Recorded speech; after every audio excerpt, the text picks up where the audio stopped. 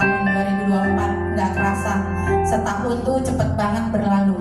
Nggak kerasa, tapi kita percaya Tuhan akan terus memelihara kita. Kita percaya Adonai terus memelihara dan menuntun hidup kita. Hari sukacita semuanya, puji Tuhan ya. Harus setiap hari bersukacita.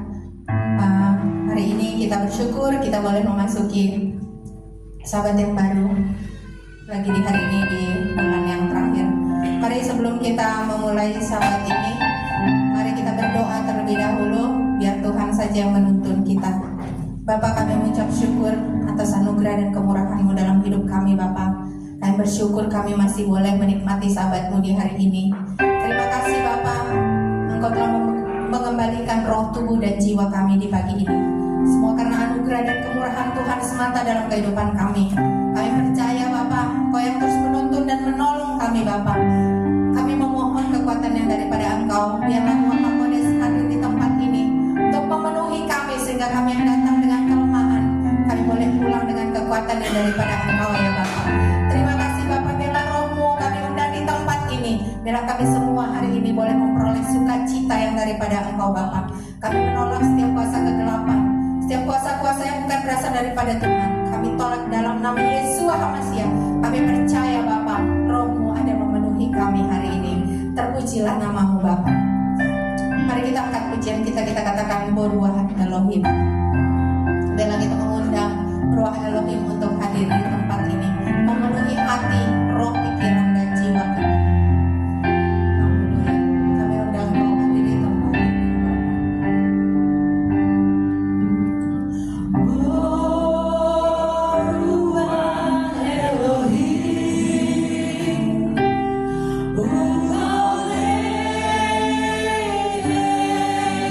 Nasi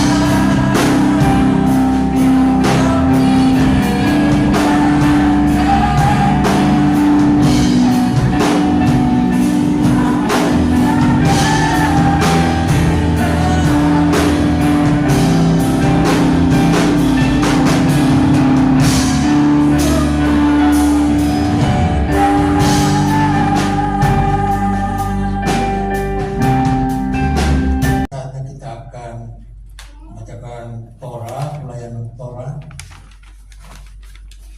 Mari kita naik ke gunung Adonai, ke rumah Tuhan Yakov, supaya ia mengajar kita tentang jalan-jalannya, dan supaya kita berjalan menempuhnya, sebab dari Sion akan keluar Torah dan firman Adonai dari Yerusalem. Kimi Sion Tese Torah, Kimi Sion Tese Torah, Udavar Adonai Yerusalem, Baru Senatan Torah, Baru Senatan Torah, Leamon Israel, Bidusado.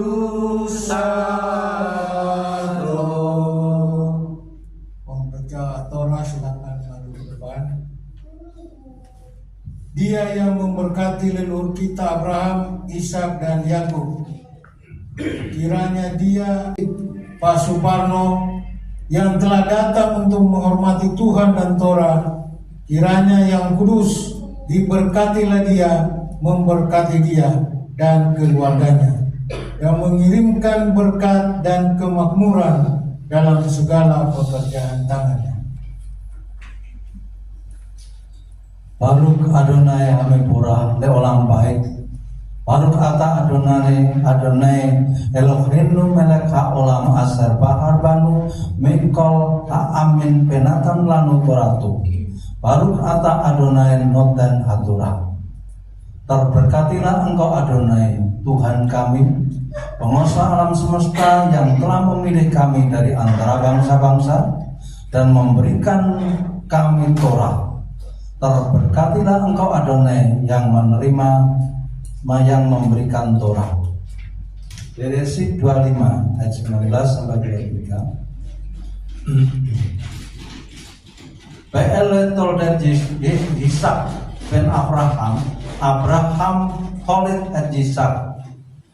Bayihi Yisak ben Arba'im sana bekato et Ribka Betual Arami Mipadan Aram Akhot Lapan Arami Le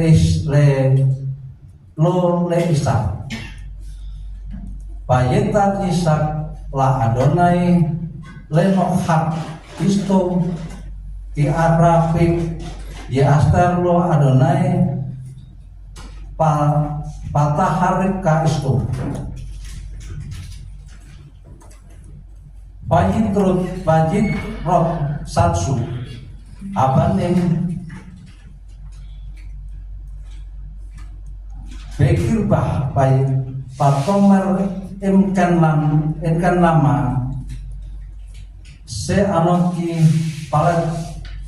paletek letros et Adonai payomer Adonai lah sine benitnek usnai leulim mime yik paredu oleh amil on ya emet paret ya apot sir. Kejadian 25 ayat 19 sampai 23. Inilah silsilah Ishak dan Abraham. Abraham memeranakan Ishak. Ishak berusia 40 tahun ketika ia mengambil Ribka, anak Betuel orang Aram dari Padan Aram, saudara perempuan Laban orang Aram, sebagai istri baginya. Berdoalah Ishak kepada Adonai di hadapan istrinya karena ia mandul.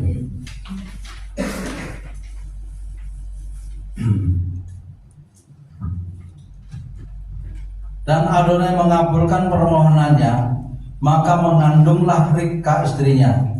Namun anak-anak itu bertolak-tolak di dalam rahimnya.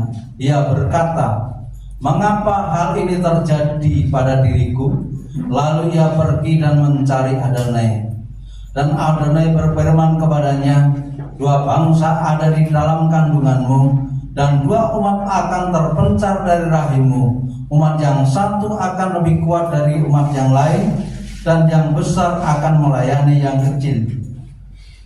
Baru kata Adonai Eloheinu melek haolam asar natan lanu torat emet kayai olam natan betokenu. Baru kata Adonai notan atorah. Diberkatilah engkau Adonai Tuhan kami, Raja dunia, yang telah memberikan Taurat yang benar kepada kami, yang memberikan hidup kekal di dalam diri kami.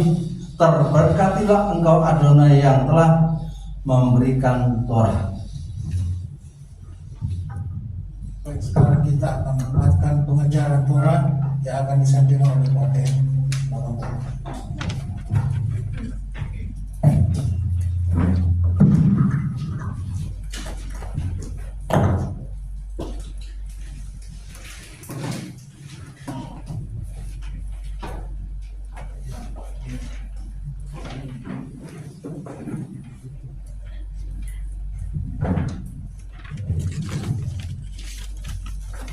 Ya, selamat shalom Bapak Ibu, saudara sekalian. Puji Tuhan, hari ini kita berjumpa lagi dalam hari Sabat yang Tuhan perintahkan untuk kita berkumpul bersama-sama. Sebelum kita mendengar firman Tuhan, mari kita bersatu dalam doa.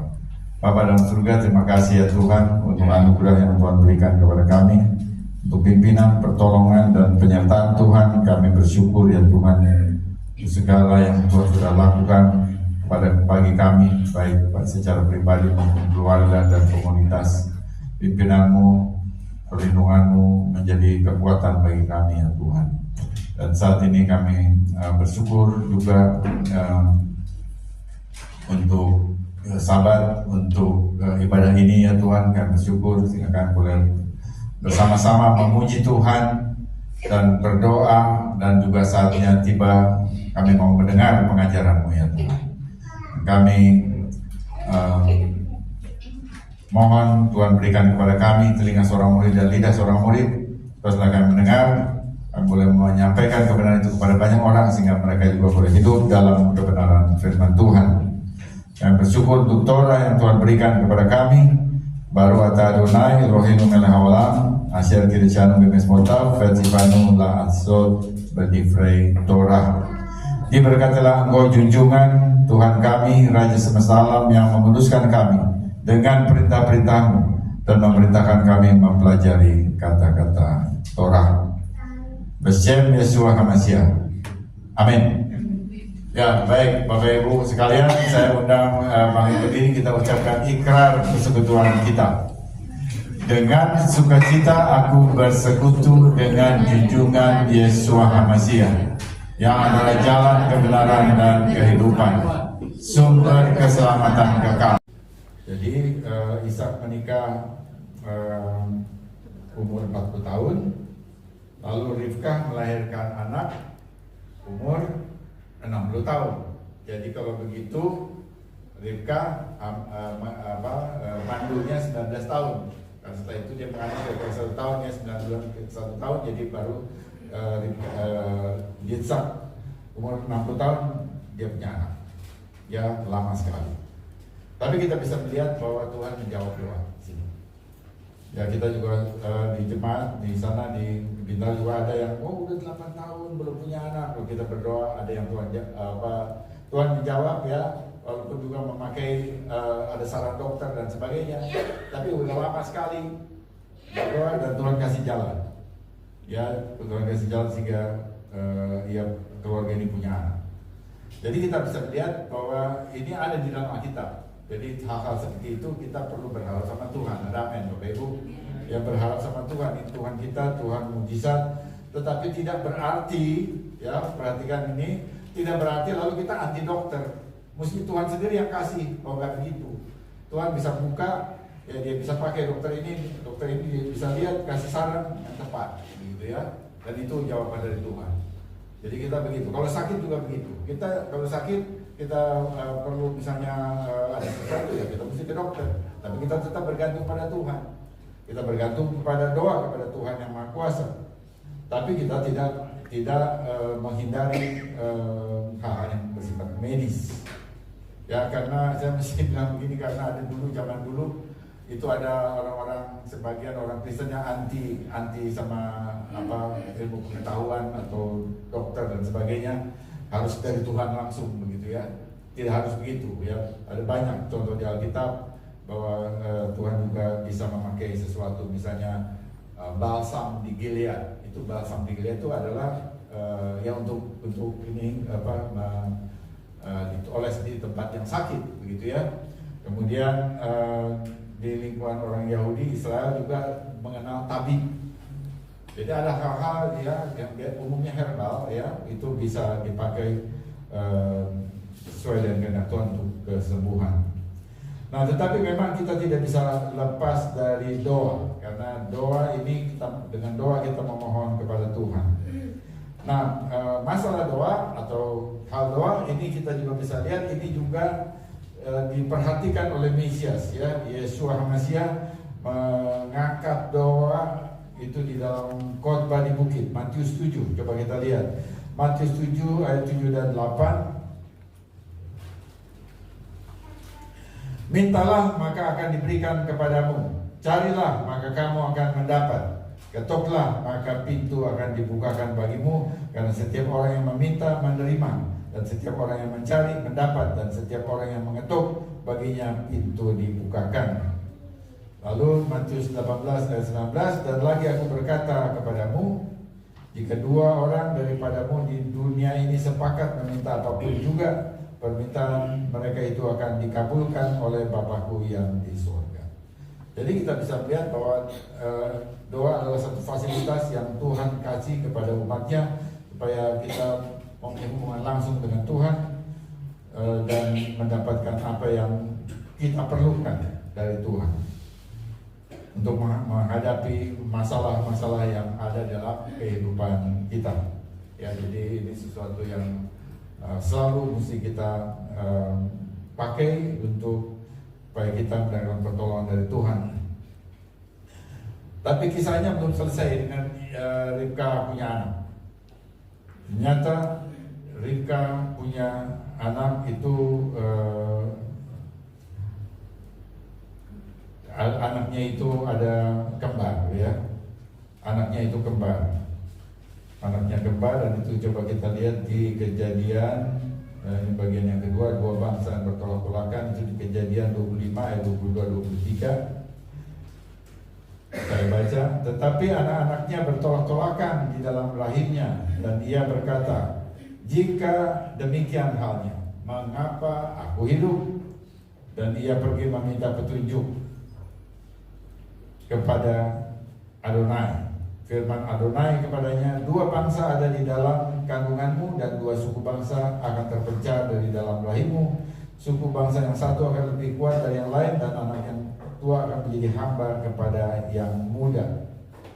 Nah, jadi waktu dia mengalami hamil itu, ada anaknya itu jadi bertolak-tolakan di sana. Ya tentu ini ibu yang bisa lebih memahami ya. Bagaimana kalau anaknya bertolak-tolakan itu tentunya mengganggu dia ya, karena dia merasakan sesuatu dalam tubuhnya.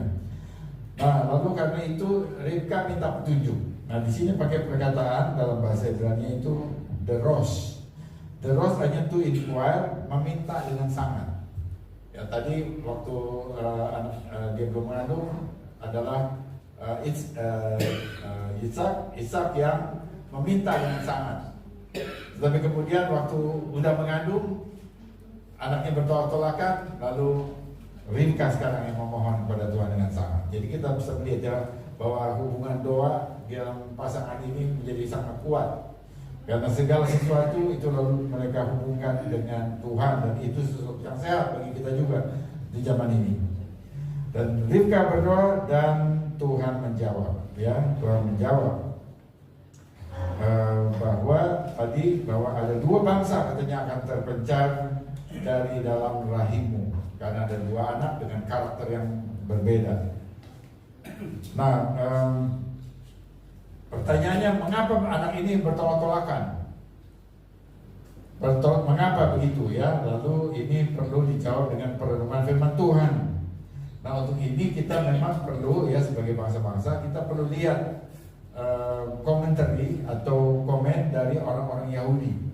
Ya, ini kita melihat, saya merasa begitu ya, bahwa kitab ini diberikan pertama, Torah, kitab suci kita ini pertama dipegang oleh orang Yahudi. Jadi mereka udah pegang ini ribuan tahun sebelum orang Kristen tahu ini. Kira-kira begitu ya, bangsa-bangsa tahu ini, mereka udah ribuan tahun. Jadi mereka memang ada banyak hal yang sangat rinci dipahami dengan baik begitu ya. Karena itu kita mau lihat satu komentari dari Rabbi Shlomo Yitzhak, yaitu Rashi, komentator abad 11. Dia bilang begini: pergumulan kedua bayi itu terkait dengan kepenuhan Yakub dan kepenuhan Esau. Apa artinya kepenuhan? Kepenuhan seseorang diartikan sebagai kelengkapan fungsi-fungsi kehidupannya menjadi utuh.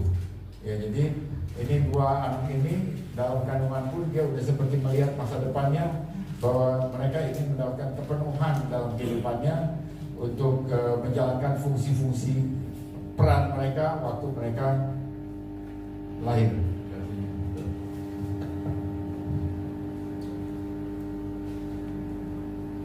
Jadi dan istilah kepenuhan ini itu tentunya ada dalamnya itu ada keselamatan. Tetapi keselamatan itu adalah bagian pertama dari kepenuhan, bukan keseluruhannya.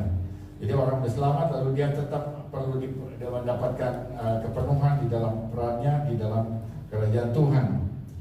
Jadi kita bisa melihat ini merupakan satu seakan-akan perjuangan dari kedua anak itu, walaupun mereka masih ada di kandungan ibunya. Ya, nah tadi Tuhan mengatakan bahwa ada dua bangsa, bukan hanya dua orang yang bersaudara, tapi ada dua bangsa. Yang satu keturunan Yakub, yang satu keturunan Esau. Jadi ada dua bangsa dan itu saling bertolak-tolakan. Dan nah sekarang kita coba lihat mereka itu bertolakan karena ingin mendapatkan kepenuhan diri mereka masing-masing. Nah ini lalu kemudian kita bisa melihat bahwa kepenuhan itu lalu mempunyai satu pengertian ya, bahwa peran seseorang di dalam kehidupannya. Nah sekarang istilah kepenuhan juga itu ada di dalam surat-surat Rasul Paulus, yaitu di dalam Roma 11 ayat 25 ya, supaya kita akan lihat. Tadi kita sudah membaca Torah, coba sekarang kita membaca Brit Hadasah. Paulus berbicara tentang kepenuhan bangsa-bangsa dan kepenuhan Israel. Dalam Roma 11 ayat 25, sebab saudara-saudara, supaya kamu jangan menganggap dirimu pandai, aku mau agar kamu mengetahui rahasia ini. Sebagian dari Israel telah menjadi tegar sampai kepenuhan dari bangsa-bangsa telah tiba. Dengan jalan demikian seluruh Israel akan diselamatkan, seperti yang ada tertulis, dari Sion akan datang penebus dan ia akan menyingkirkan segala kefasikan daripada Yakub. Nah di sini dalam kepenuhan ini, dalam tulisan ini dalam Roma 11 ayat 25 itu pakai istilah pleroma dalam bahasa Yunani. Artinya pleroma itu kualitas ya, bukan kuantitas. Ini diterjemahkan di Alkitab lain itu sampai jumlahnya sudah sampai jumlahnya penuh, bukan jumlah, tetapi kualitasnya. Kalau memang itu dikatakan sebagai jumlah, harus dalam bahasa Yunaninya itu pakai perkataan aritmoi. Aritmoi itu lalu menjadi aritmatik. Aritmatik itu ilmu untuk jumlah-jumlah ya, tambah kurang, itu aritmatik namanya. Jadi bukan itu, tapi pakai perkataan pleroma, ada kepenuhan. Jadi kepenuhan di sini apa? Dalam arti kualitas dari bangsa-bangsa yang telah tiba itu dia mencapai kualitasnya, lalu kemudian setelah itu sebagian Israel yang tegar itu akan juga bertobat, akan juga mengalami kepenuhan. Jadi kepenuhan bangsa-bangsa itu menentukan mempunyai dampak terhadap kepenuhan Israel. Nah, sekarang kalau kita lihat ya bahwa tadi ada dua bangsa yaitu Esaf dan Yakub. Yakub itu adalah nenek moyang dari bangsa Israel. Karena Yakub punya 12 anak dan 12 anak itu jadi suku bangsa dan bangsa itu disebut Israel. Yakub sendiri juga adalah seorang yang namanya Israel. Jadi kalau misalnya kita bilang bangsa Israel itu ya bangsa Yakub artinya, gitu ya.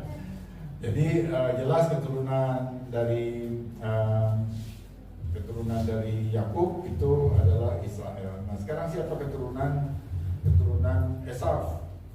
Esaf itu adalah bangsa-bangsa. Jadi singkatnya Esaf itu bangsa-bangsa. Jadi semua yang di luar Yakub itu Esaf, gitu ya.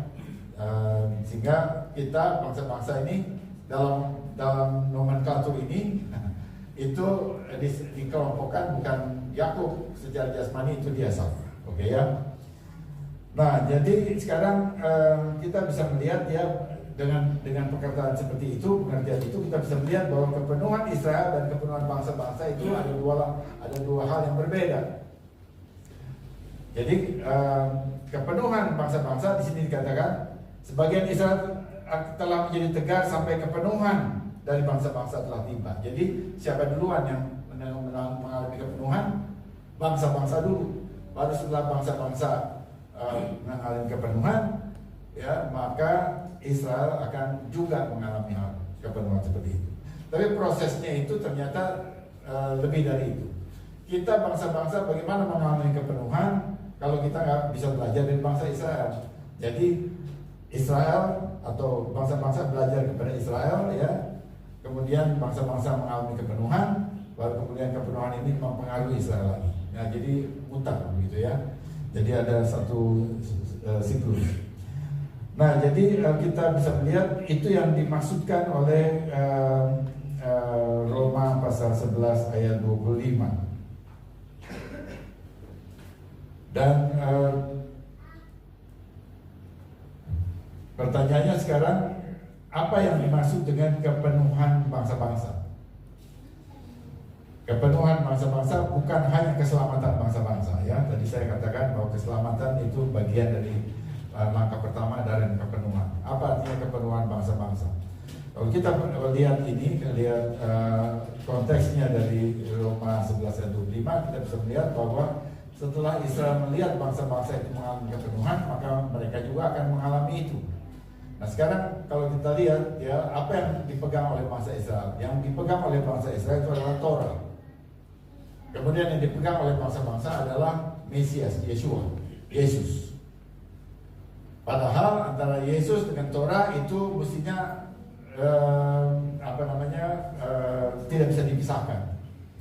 Jadi seluruh Torah berbicara tentang Yesus, tentang Yeshua, tentang Mesias.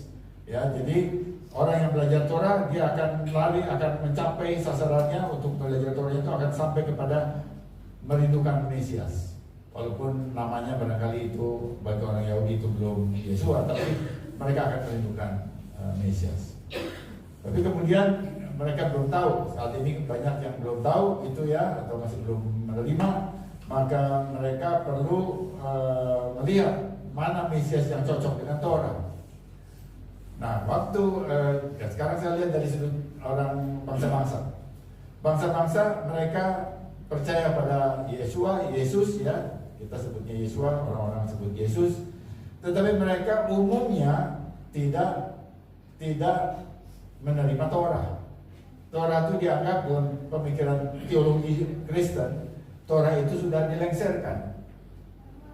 Jadi kita nggak pegang Torah, kita pegang itu perjanjian baru. Walaupun orang Kristen semuanya pegang seluruh Alkitab, dalamnya ada Torah, tapi waktu ada masalah tentang Torah dan sepertinya dalam tafsir tidak cocok sama surat-surat Paulus, lalu dikatakan, oh kita sekarang sudah di perjanjian baru, bukan di perjanjian Torah itu, bukan Sinai. Jadi dengan mudahnya ditepis, gitu ya. Nah, karena itu lalu ini menjadi penghalang bagi orang Israel untuk penuh.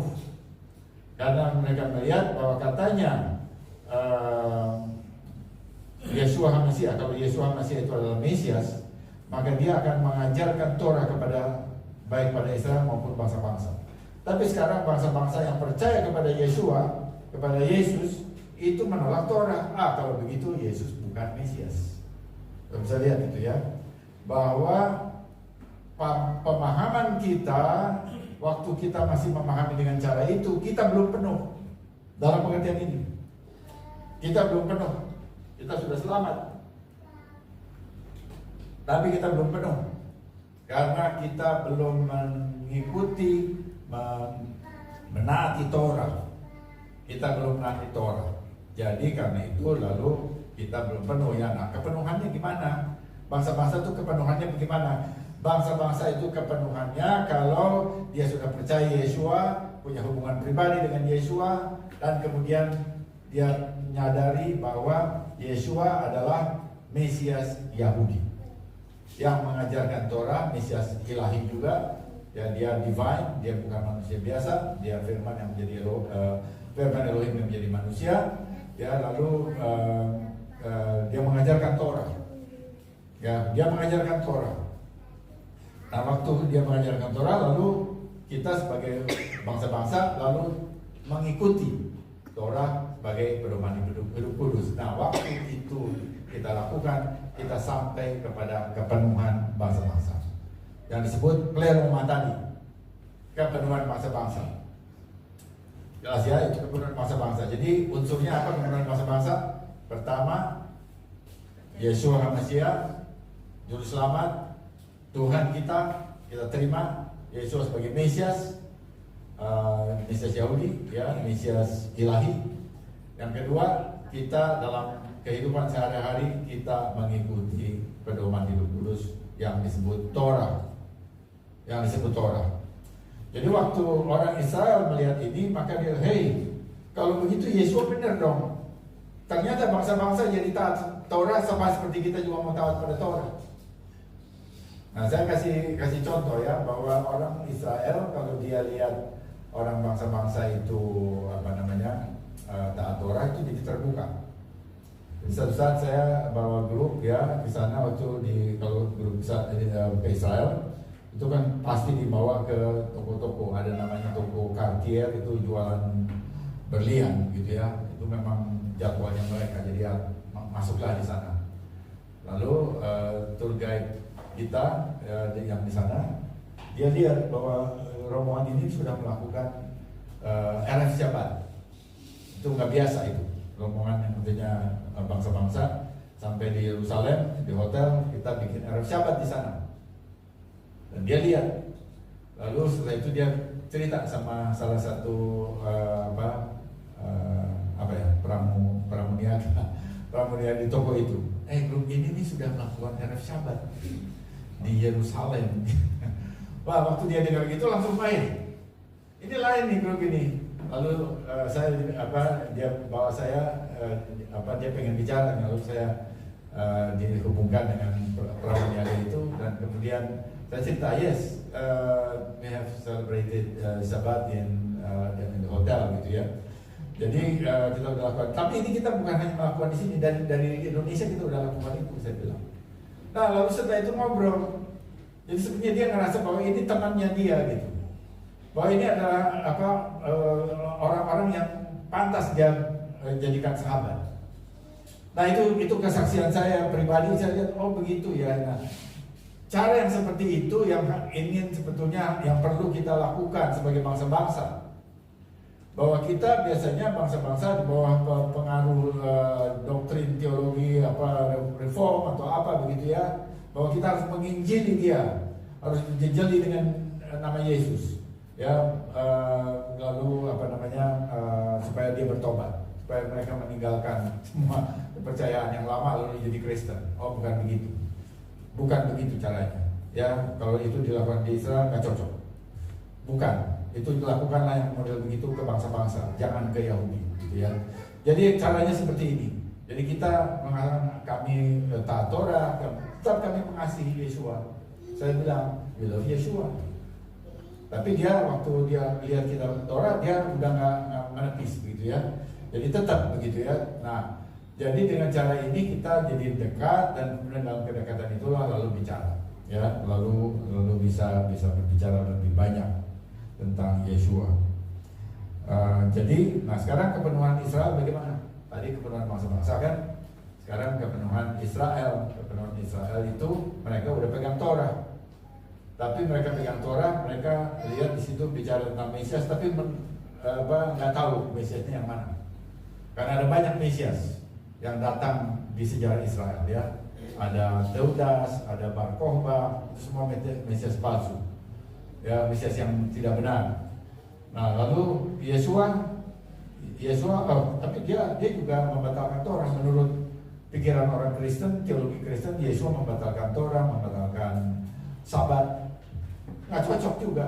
Nah, sekarang kita bangsa-bangsa harus menampilkan Yeshua sebagai Yeshua yang taat Torah. Nah, waktu dia lihat betul Yeshua yang di Injil itu dia tidak melawan Torah, ya, jangan salah ini. Bisa kasih itu lagi, bahwa waktu kita baca Torah, Yeshua itu berdebat tentang Sabat, itu bukan dia berdebat untuk melawan Sabat, tapi dia sedang berdebat melawan detailnya, bagaimana cara melakukannya, bukan apakah merayakan, apakah melakukan Sabat atau tidak, bukan itu, tapi bagaimana, bukan what, tetapi how, bagaimana kita melakukan Sabat. Lalu bilang, misalnya dia menyembuhkan orang pada hari Sabat, lalu bilang, kenapa kamu sembuhkan orang pada hari Sabat, ya. Nah, lalu itu dianggap sebagai melanggar Sabat oleh satu mazhab, namanya mazhab Syamai. Tapi ada mazhab yang lain dalam Yahudi, namanya mazhab Hillel. Hillel bilang nggak apa-apa itu. Nah, jadi Yeshua dekat ke mazhab Hillel, bukan ke mazhab Syamai. Apakah yang dilakukan Yeshua melawan Sabat? Oh tidak, menurut Hillel tidak. Itu bisa dilakukan, gitu ya. Nah, jadi kita bisa melihat, nah, hal-hal seperti ini banyak tidak dipahami oleh orang Kristen bangsa-bangsa, sehingga waktu dia nggak tahu budaya abad pertama, budaya Yahudi abad pertama, lalu menafsir dengan pikirannya sendiri. Dan akhirnya, Yesus membatalkan Sabat, Yesus membatalkan Torah. Sama sekali tidak ada, ya. Nah, itu fungsinya ini jemaat kita, komunitas kita menyaksikan itu sebagai orang mesianik. Kita mesti belajar sampai yang seperti itu, melihat paradigma. Kita mesti belajar paradigma. Ini ilmunya paradigma, ya. Bagaimana itu hal ini dilihat? Ini kita perlu. Jadi supaya kita bisa juga menjelaskan. Kita mempunyai tata cara ibadah seperti ini. Kita juga bisa menjelaskan. Kita bisa menjelaskan apa perbedaan antara Kristen bangsa-bangsa, ya, bangsa-bangsa yang percaya dengan umat Yahudi dalam hal ini, dalam konteks kepenuhan ini, ya. Jadi dengan cara yang seperti itu kita bisa mengkomunikasikan baik pada teman-teman Kristen tapi juga kepada teman-teman Yahudi. Ya, kita menjadi satu kita bilang bridge, sebagai jembatan yang justru bisa menghubungkan mereka. Oke, itu yang barangkali yang saya hal yang pertama, ya.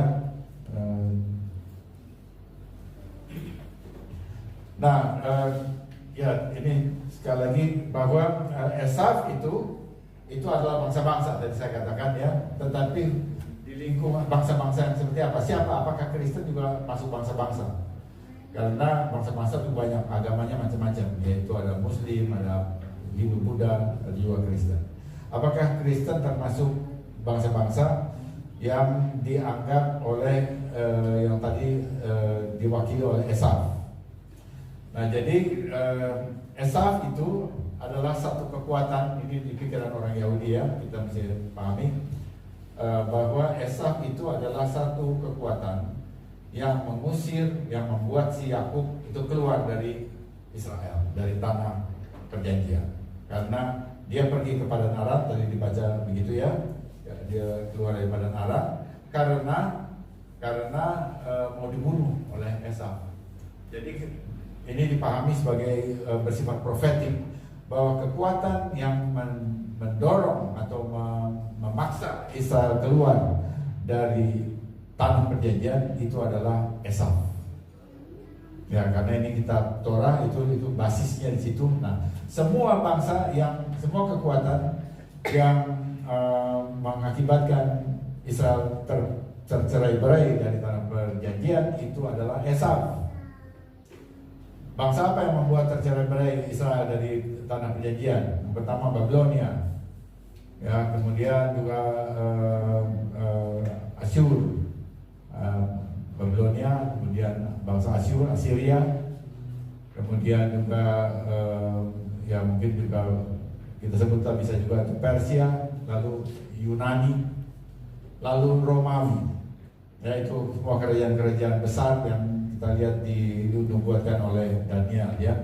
Jadi Romawi membuat Israel tercerai-berai.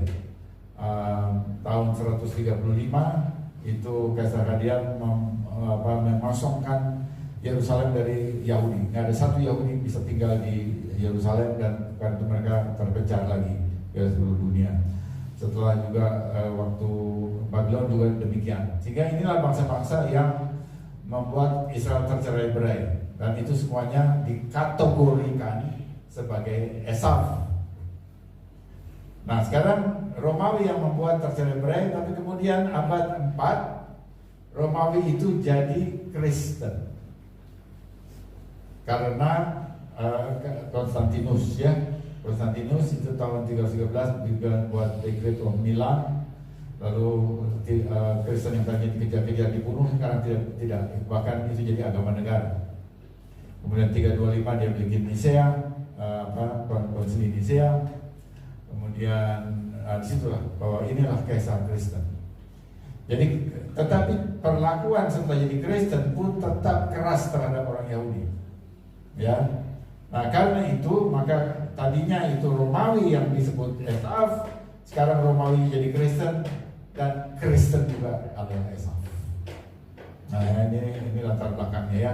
Kristen juga dipandang sebagai Esau oleh orang-orang Yakub, orang-orang Israel. Dan memang kalau kita lihat itu ada benarnya, karena kemudian ada Holocaust, ya, itu, dan Martin Luther ada andilnya dalam Holocaust, ya, menurut catatan bukunya. Dalam bukunya itu dia itu sinagog itu harusnya dibakar dan sebagainya, itu ada pengaruhnya. Kemudian ada pogrom di Uni Soviet, di Rusia. Kemudian ada inkuisisi di Spanyol dan Portugal. Jadi itu semua negara yang hubungannya dengan Kristen. Jadi kami itu Kristen disebut Esau. Ya, jadi kita supaya tahu. Tetapi apakah betul bahwa semua Kristen itu Esau? Karena saya tanya. Tidak, ya. Jawabannya tidak, karena itu dari segi teologi yang anti Israel, betul. Ada sifat itu di dalam kekristenan. Tapi tidak semua orang yang begitu, ya. Ada banyak orang Kristen juga yang mengasihi Israel, dan dia tentu saja bukan Esau. Nah, karena itu komunitas mesianik itu harus lepas dari paradigma itu, ya, bahwa kita bukan Esau, kita mengasihi Israel, kita mau taat pada Torah, kita mau menunjukkan bahwa Mesias kita adalah Mesias yang melakukan Sabat, yang melakukan Torah. Dan karena itu kita bukan secara rohani, kita bukan Esau, ya. Ya, sejak jasmani juga kita bukan Esau. Kita nggak ada hubungannya dengan Esau, dan itu artinya dengan perilaku kita bisa tunjukkan itu kepada orang-orang Yahudi. Nah, ada satu ilustrasi nih, ya, saya kira supaya jadi pengetahuan bahwa Esau itu tidak ditulis, ya. Ini sebagai kalau dari segi bahas orang Yahudi ini seperti jadi justifikasi bahwa memang Kristen itu ada hubungan sama Esau, gitu, ya. Esau itu dalam bahasa Ibrani itu ditulis Ayin Sin Vav, ya, Ayin Sin Vav itu tulisannya, ya. Ayin yang begini, kemudian Sin yang begitu, lalu Vav, ya, itu ada 3 huruf. Nah, sekarang Yeshua, ya, huruf yang tadi ayat sifat itu ditambah 1 stroke saja, begini aja, lalu ditambah yud artinya, Lalu itu akan menjadi Yud Sin Vav Ayin. Lalu Vav Sin Vav Ayin itu diputar ya, kemudian tambah Yud. Maka Yud Sin Vav Ayin dibaca apa Bapak Ibu? Dibaca Yeshua. Jadi waktu nama Esaf itu ditambah satu Yud lalu diputar, dia jadi Yeshua. Lalu ini dia, ini atunya apa namanya indikasinya bahwa memang kekristenan itu ada koneksinya dengan paradigma Esaf yang cenderung menolak Israel. Nah itu ada ya, dalam teologi Kristen yang belajar di sini mungkin di SDT Kataros itu adanya replacement theology. Saya harap SDT Kataros tidak ada di situ. Replacement theology yang mengatakan Israel sudah diganti dengan gereja. Gereja sudah mengambil semua bagian Israel, jadi nggak perlu Israel. Lalu sekarang ada perang Israel Hamas, lalu banyak orang Kristen yang berpihak kepada Hamas karena nggak ada Israel. Kami udah menggantikan dia. Nah ini udah jadi makin lama makin jauh gitu ya. Dan kita mesti memahami hal itu bahwa kita ada di situ. GKMI menolak replacement theology.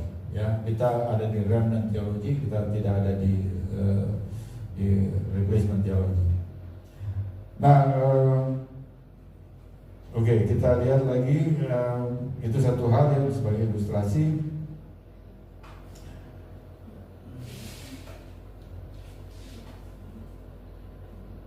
Ya, baik, sekarang kita lihat satu lagi.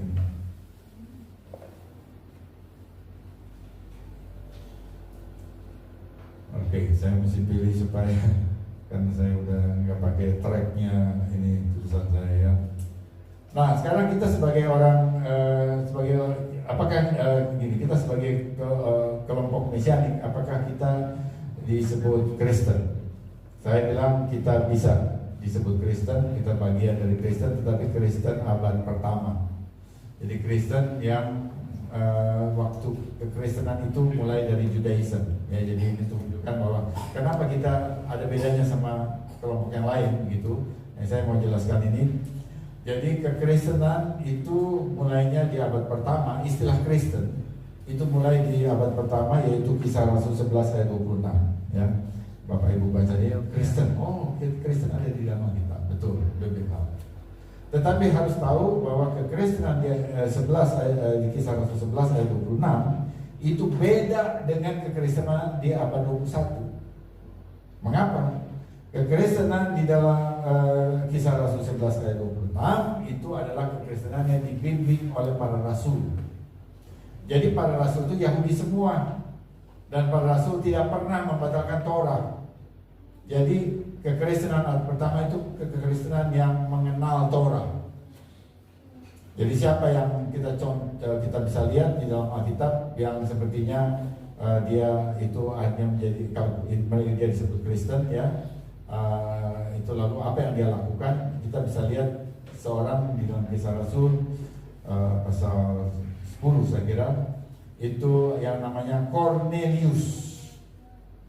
Cornelius itu adalah orang Latin ya, orang Romawi, berbeda Romawi. Tapi apa yang dia lakukan? Dia disebut orang ini orang yang takut akan Tuhan. Apa yang dia lakukan? Dia datang ke sinagog, dia belajar Torah, lalu dia sumbang sinagog, lalu dia berdoa 3 kali sehari. Saudara bisa baca itu di Kisah Rasul 10. Dia doa 3 kali sehari. Itu doa apa? Nggak ada agama Kristen ngajarin doa 3 kali sehari sampai sekarang tuh. Itu siapa yang ngajari doa 3 kali sehari? Yahudi. Itu agama Yahudi ya. Jadi Judaism mengajar doa 3 kali sehari. Nah si Cornelius ikut itu tanpa dia disunat. Berarti kan dia nggak perlu selip, tapi dia melakukannya sendiri gitu. Ya, nah karena itu kita bisa lihat di sini bahwa itu yang kemudian dia mengenal Yesus oleh Petrus, dia mengenal Yesus lalu dia juga penuh dengan Roh Kudus dan kemudian dia dibaptis. Itu Kristen, itu Kristen bangsa-bangsa. dan melakukan apa yang diajarkan oleh Torah. Itu kekristenan abad pertama itu seperti itu contohnya.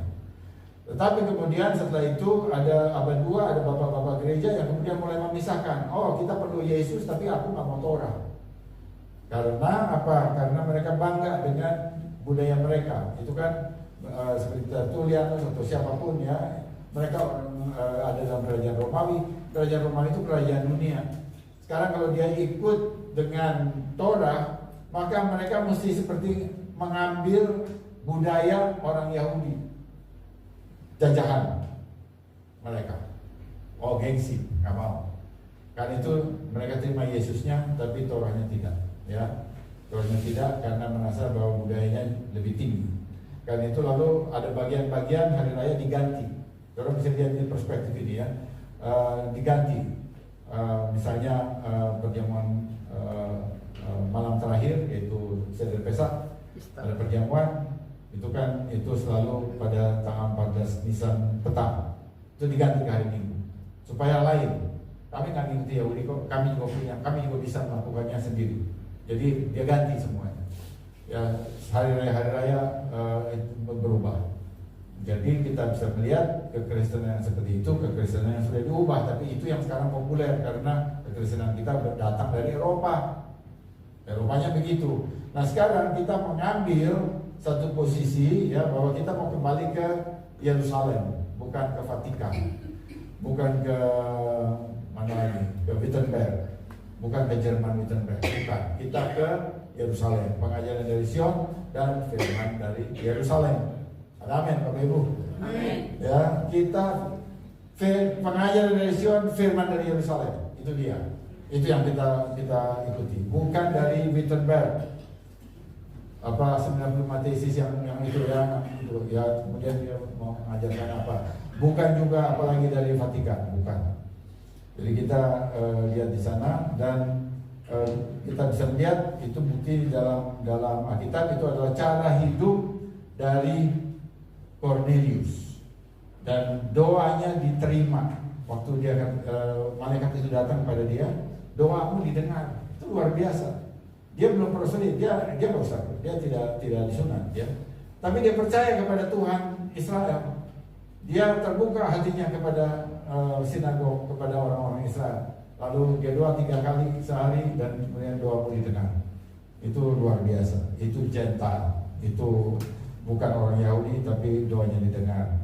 Nah, kita juga pada posisi itu, supaya dengan posisi itu apa gunanya? Posisi itu membuat kita menjadi kesaksian bagi bangsa Israel, dan karena kesaksian kita, maka mereka akan terima Yesua, akan lihat Yesua sebagai Mesias.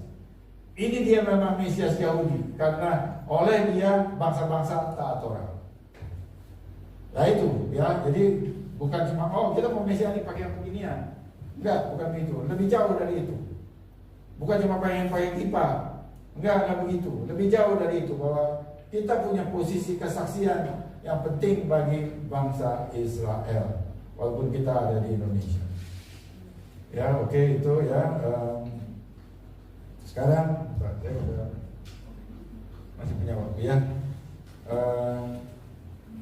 Nah ini satu hal lagi kita bisa lihat kejadian. Coba kita lihat bagaimana. Tadi ada 2 bangsa kan, kemudian mereka menjadi besar, lalu kemudian ada Ishak itu saatnya dia mau meninggal, dia harus memberikan berkat, lalu dia merencanakan memberi berkat kepada kedua anaknya. Untuk itu, lalu kita baca Kejadian 27 ayat 22. Dan Yakub mendekati Ishak ayahnya dan ia merasakan Vayimsehu dan berkata, suara itu adalah suara Yakub, tetapi tangan adalah tangan Esau. Tangan atau yad itu tangannya Esau. Nah jadi barangkali saya cerita sedikit latar belakangnya.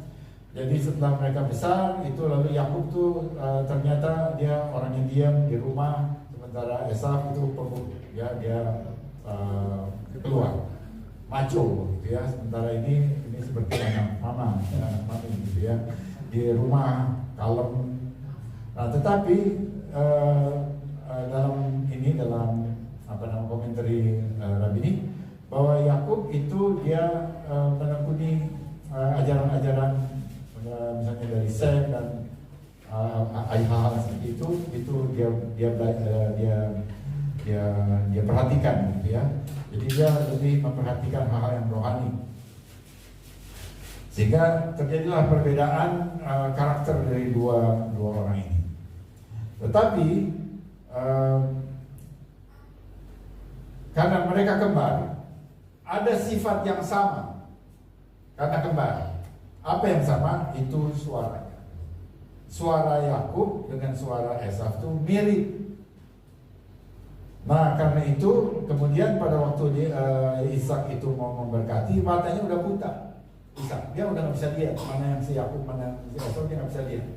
Tapi dia punya perasaan ya, dia punya telinga masih jalan, tapi matanya yang nggak bisa lihat. Lalu masing-masing kan diajak bicara, lalu mesti dijawab ya. Lalu kemudian waktu Yakub datang dikasih masakan begitu, lalu ini yang kita baca, suaranya ini suara Yakub, tapi tangannya tangan Esau.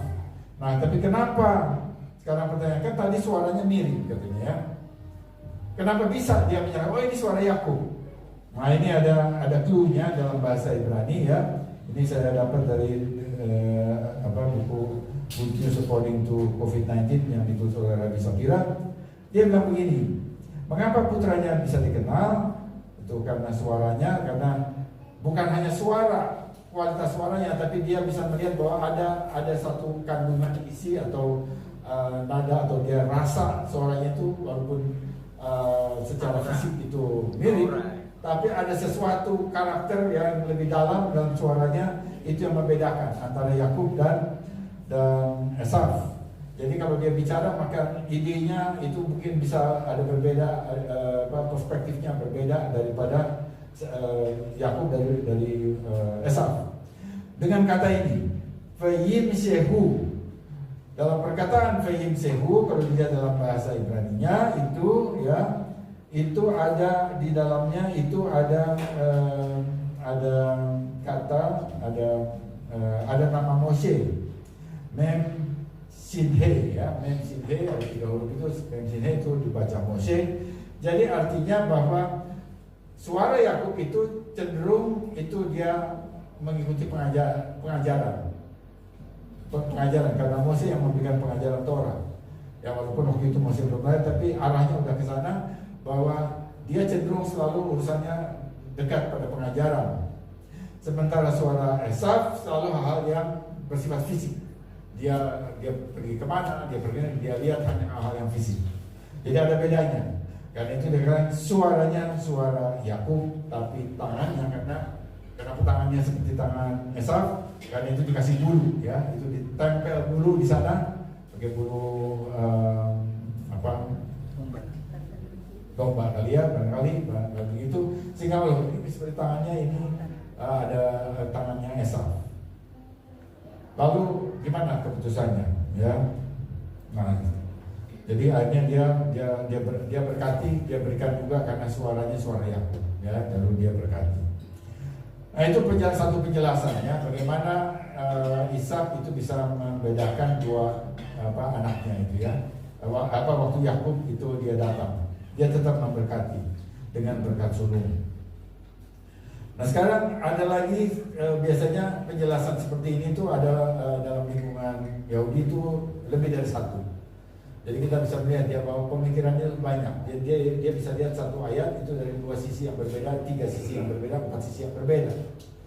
Jadi paradigmanya tuh paradigmanya waktu kita membaca Talmud atau Midrash itu main betul.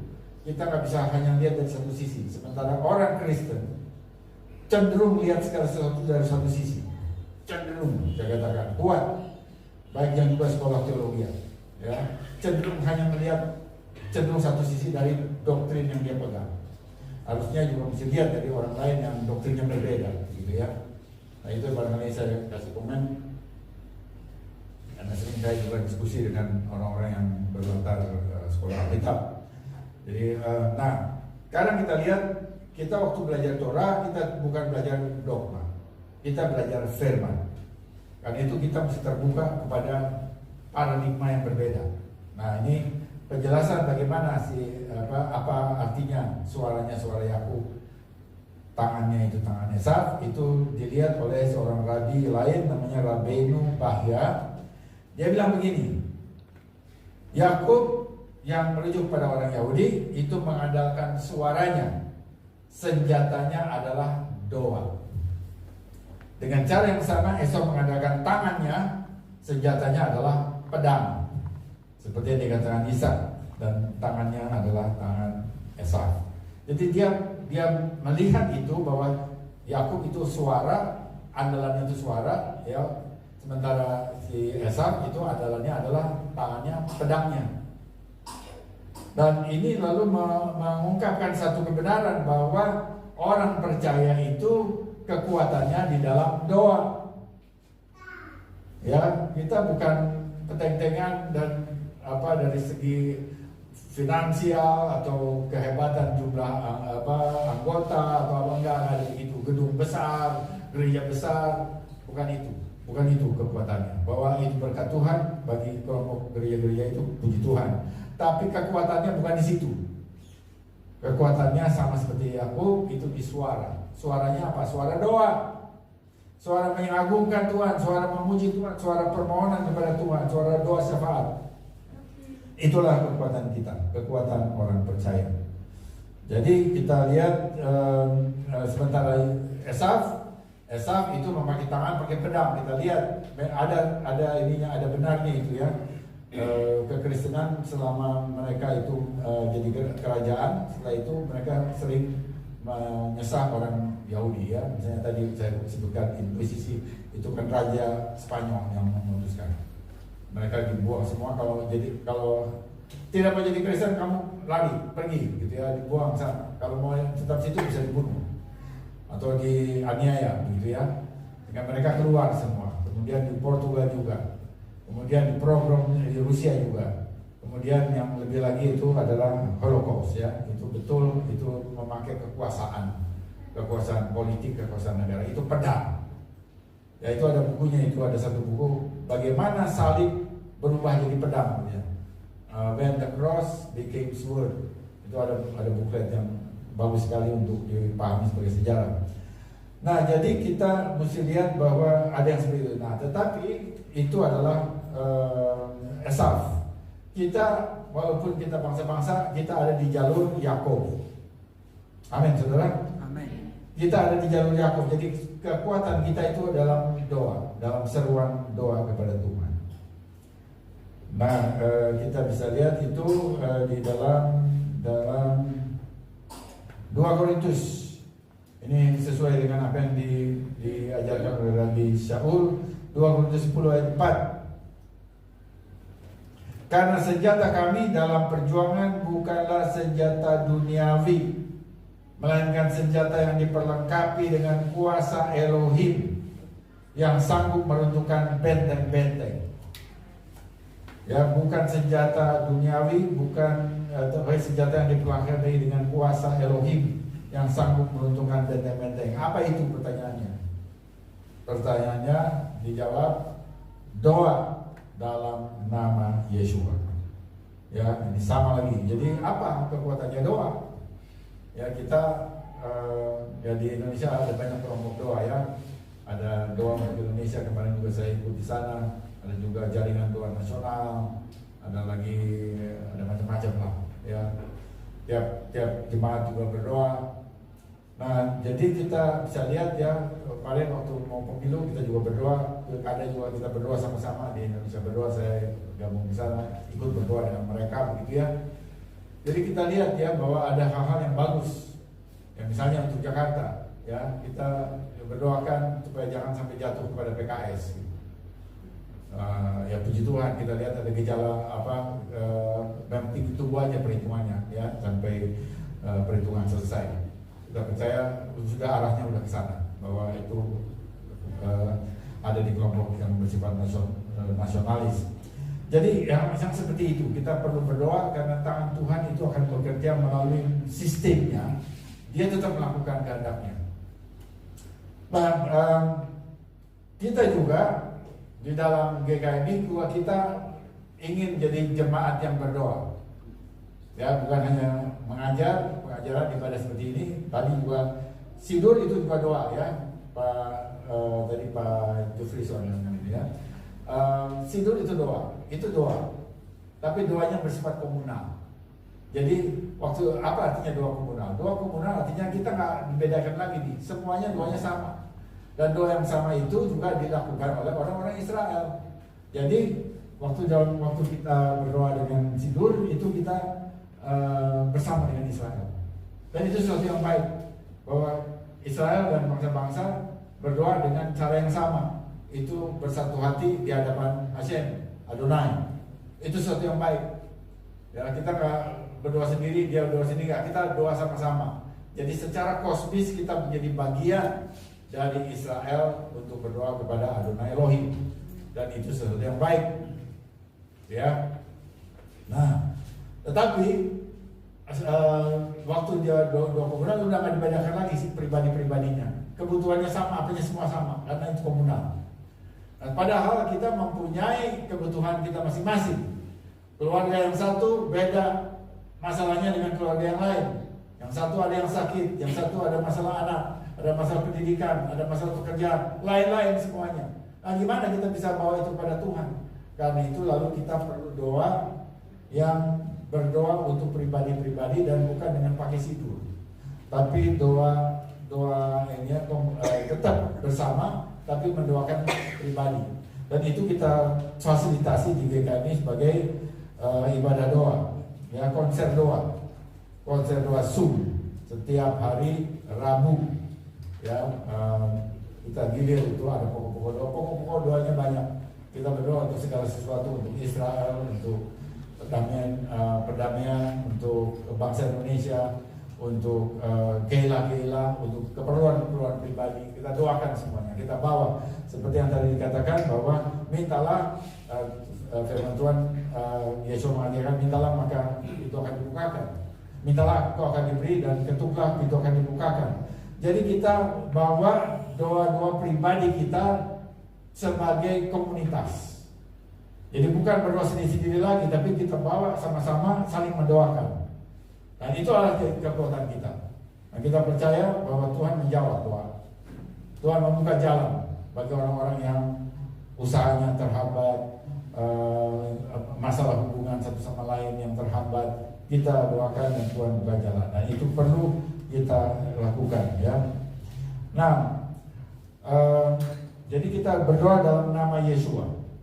Dan itu bukan hanya satu, semuanya jemaat. Jadi kan itu juga kesempatan ini saya mengundang Bapak Ibu dari Bekasi join Zoom doa kita hari kita semua, bukan hanya Jakarta sama Bekasi, tapi juga dengan Ambon, dengan Bengkulu, Bandar Lampung, dengan Batam, dengan Jayapura, Indonesia Timur, NTT, Kupang, Mojokerto, yang semua kehilah yang ada di lingkungan GKMI. Jadi itu satu doa yang konser doa yang diikuti secara nasional, kita katakan demikian, ya, di lingkungan kita. Nah, kita berdoa dan berdoa juga dengan semangat, ya, berdoa dengan hati yang berharap kepada Tuhan. Dan kita percaya bahwa Tuhan menjawab doa kita. Amin, Bapak Ibu. Ya. Nah, sekarang ada satu poin lagi, ya. Ini poin yang terakhir.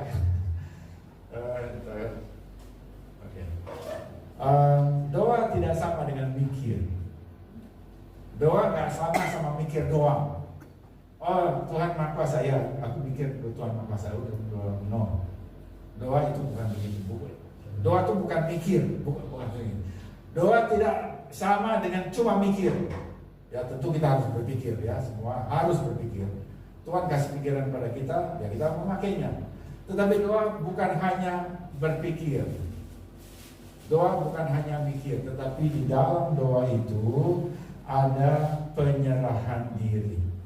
Ya, ada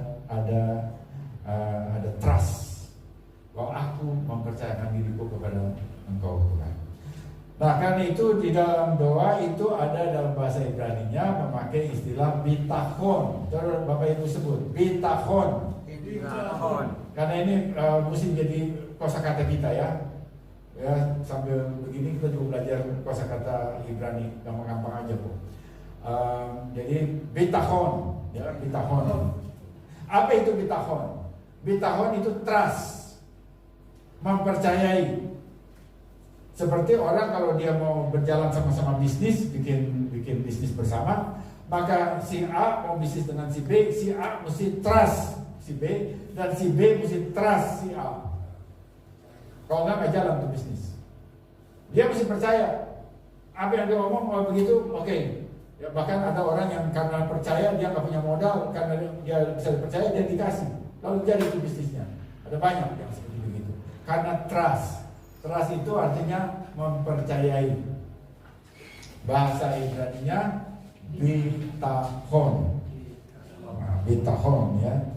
Nah, bitachon ini termasuk dalam pengertian iman. Pengertian iman. Di dalam bahasa Ibrani ada dua kata yang dihubungkan dengan iman.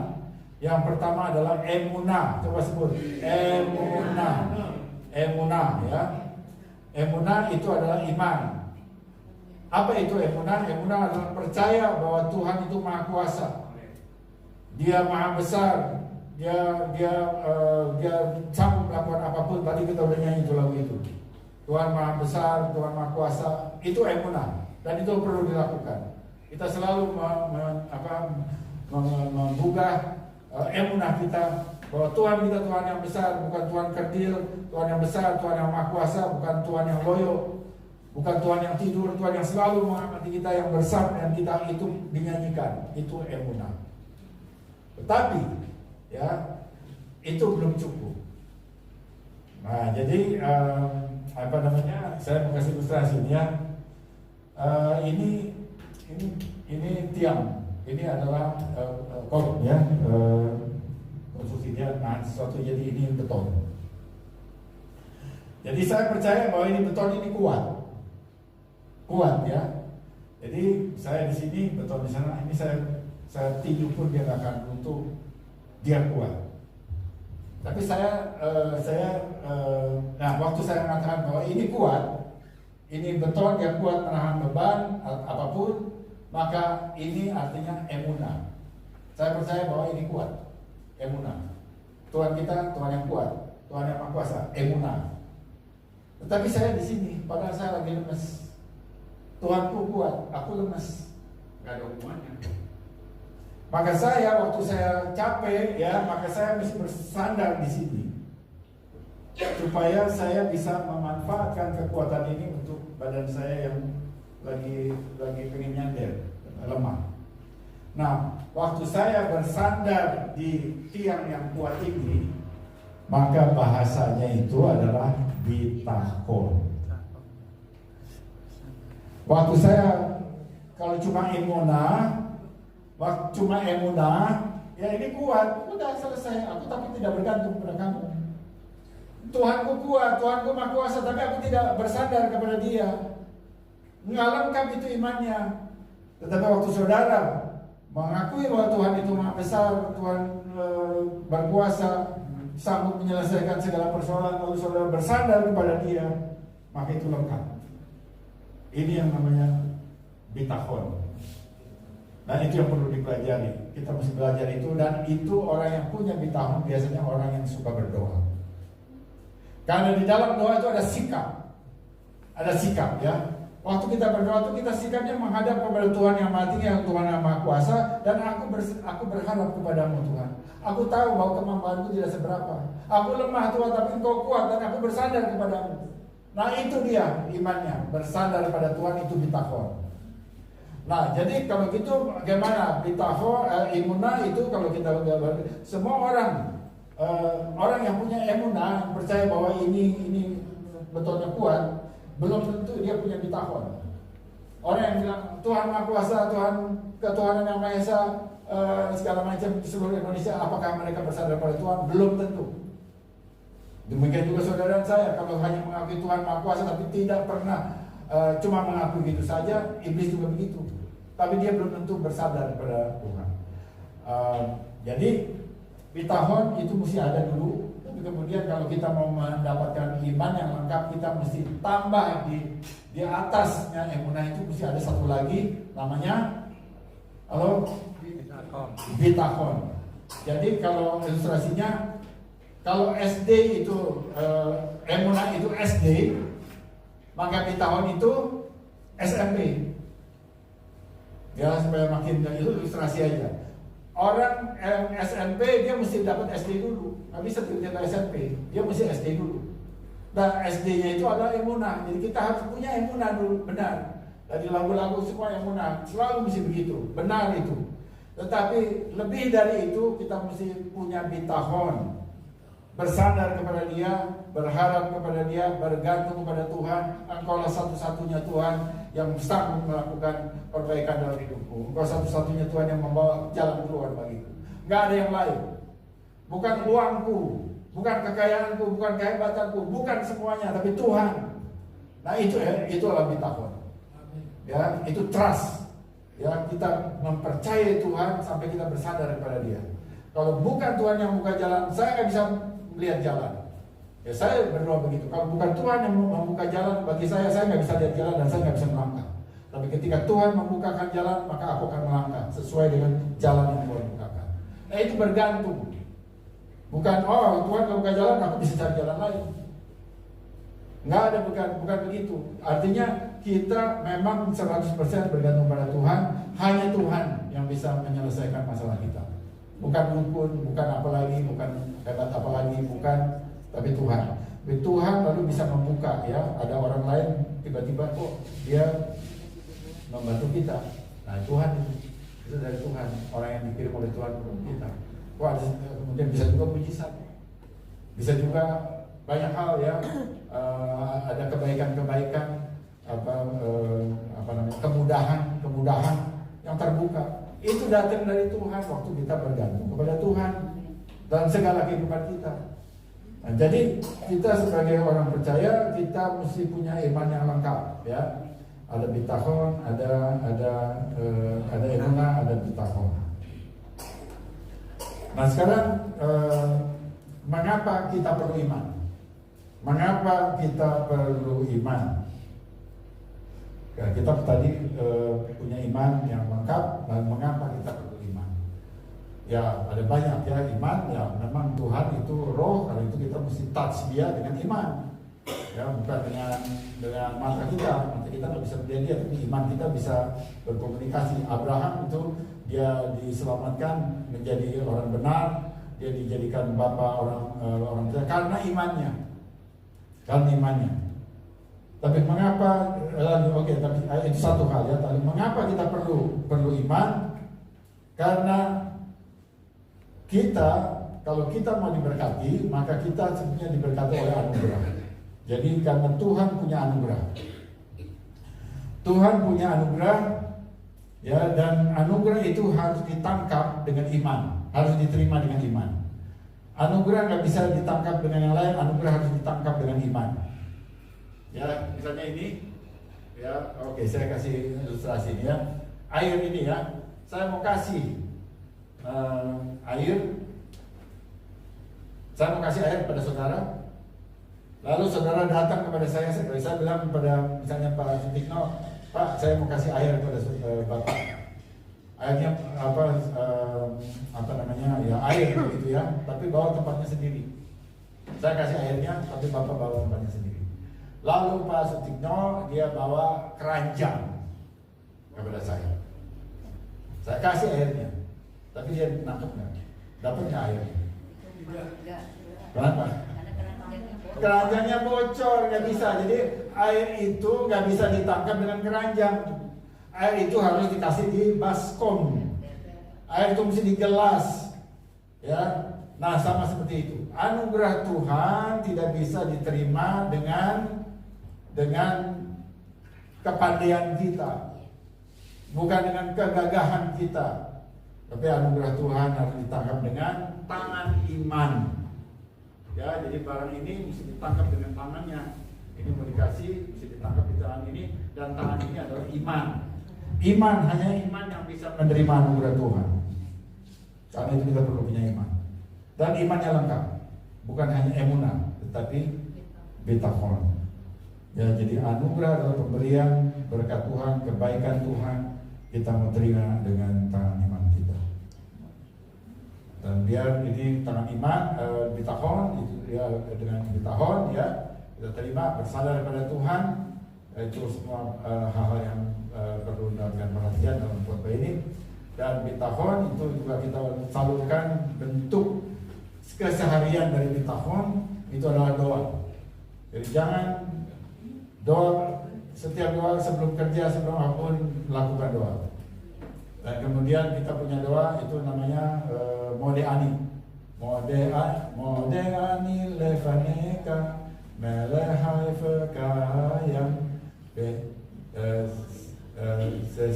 seherta binismati behem laraba emunateka. Itu ada 12 kata Ibrani yang bilang begini, dengan syukur aku berterima kasih dan bersyukur karena engkau telah membangunkan aku atau mengembalikan jiwaku, ya, membagikan aku, mengembalikan jiwaku dalam kesetiaanmu. Jadi Tuhan itu setia kepada kita, dia membangkitkan jiwa kita, dan setiap pagi itu ada satu kebangkitan yang baru begitu ya. Dan aku bersyukur untuk semua itu. Jadi itu ucapan syukur kepada Tuhan, dan kemudian cuma 12 kata, barangkali cuma 30 detik ya, tapi mesti dihafal. Bisa dibaca, itu bisa dibaca ya. Bisa dilantunkan juga. Nah itu jadi semua orang Yahudi lakukan itu ya. Dan kita juga bisa ikuti. Lalu setelah itu kita bisa sambung dengan doa kita sendiri. Ada 30 detik begitu ya, seperti itu, lalu sambung dengan doa sendiri. Biasanya bisa 20 menit, 15 menit tergantung situasi. Bisa juga setengah jam. Ya, pagi hari itu berdiam diri di depan Tuhan. Udah kita ucapkan pujian, kita ucapkan juga permohonan dipimpin dalam hal apa yang mau dikerjakan, lalu kita berdiam diri, lalu Tuhan kasih hikmat.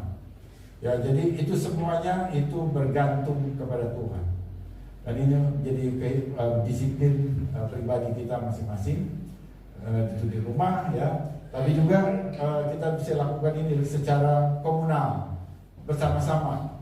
Kebersamaan kita sebagai satu umat Tuhan, komunitas Tuhan yang besar di Indonesia, bersama-sama kita lakukan, dan kita tetap berdoa untuk segala keperluan kita, dan kita percaya bahwa Tuhan yang kita sembah ada Tuhan yang setia. Dia berjanji dan dia pegang janji. Selalu dia berjanji dan dia pegang janji. Dia Tuhan yang membuka jalan, dia Tuhan yang menjawab doa. Amin. Mari kita berdoa. Bapa dalam surga, terima kasih ya Tuhan untuk anugerah yang Tuhan berikan kepada kami. Kalau kami boleh melihat parasha ini ya Tuhan, kami boleh melihat bagaimana Esaf dan Yakub itu berbeda. Bagaimana ya Tuhan bahwa itu mempunyai juga arti kami sebagai bangsa-bangsa yang perlu membuka diri kepada orang Yahudi. Kami juga boleh dicerahkan ya Tuhan untuk melakukan pola hidup kepenuhan, yaitu mempunyai hubungan pribadi dengan Mesias Yeshua dan juga menaati Torah. Mohon Bapak Engkau menjelaskan lebih lanjut ya Tuhan dalam hati kami masing-masing, dan ubah gaya-gaya hidup kami ya Tuhan, pola pikir kami, supaya pola pikir kami adalah pola pikir Alkitab, pola pikir Mesias Yeshua, sehingga kami boleh menjadi berkat bukan saja bagi bangsa kami, tetapi juga bagi orang-orang Israel, bahkan yang belum percaya sekalipun ya Tuhan. Dan kami juga mohon ya Tuhan, biar Tuhan mengajar kami untuk selalu bergantung kepada Tuhan, untuk mempercayai Tuhan yang kami sembah, Tuhan yang Maha Kuasa, tapi juga kami boleh bergantung, bersandar kepada kuasa Tuhan di dalam doa-doa kami ya Tuhan. Jadikan kami ya Tuhan umat yang menggunakan kekuatan doa supaya nama Tuhan dipermuliakan, dan kami semua dipimpin kepada kehidupan berkemenangan dalam Yeshua HaMashiach. Di dalam nama Mesias Yeshua kami berdoa dan mengucapkan syukur. Amin dan amin.